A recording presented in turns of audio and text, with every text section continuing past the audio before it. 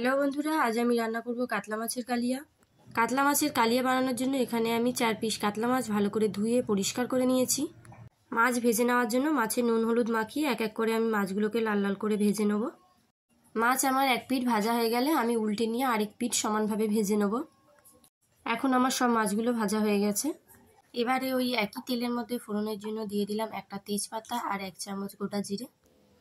ফোড়নটা একটু ভাজা ভাজা হয়ে গেলে দিয়ে দিচ্ছি কুচানো পেঁয়াজ আর 4-5টা কাঁচা লঙ্কা। পেঁয়াজটাকে আমি একটু লাল লাল করে ভেজে নেব।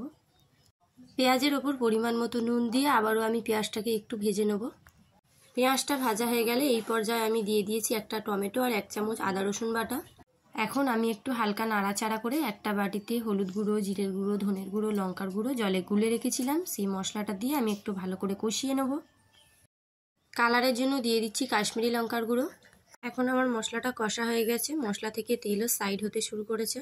এই পর্যায়ে আমি দিয়ে দেবো পরিমাণ মতন জল। মাছের ঝোল আমার ভালো করে ফুটে গেলে আমি দিয়ে দেবো ভেজে রাখা মাছ। ভাজা মাছ ঝোলের মধ্যে দেওয়া হয়ে গেলে আমি আবারও রান্নাটা 2 মিনিট মতন হতে দেবো। এখন আমার কাতলা মাছের কালিয়া রেডি। আমার এই রেসিপিটি যদি আপনাদের পছন্দ হয়ে থাকে তাহলে একটি লাইক করে কমেন্ট করবেন, আর এরকম আরও ভিডিও পেতে চ্যানেলটি সাবস্ক্রাইব করে পাশে থাকবেন, আর সব নোটিফিকেশান পেতে পাশের বেল বাটনটি টিপতে ভুলবেন না। আজকের মতন এখানেই সমাপ্ত। দেখা হচ্ছে আবার নতুন কোনো রেসিপি নিয়ে।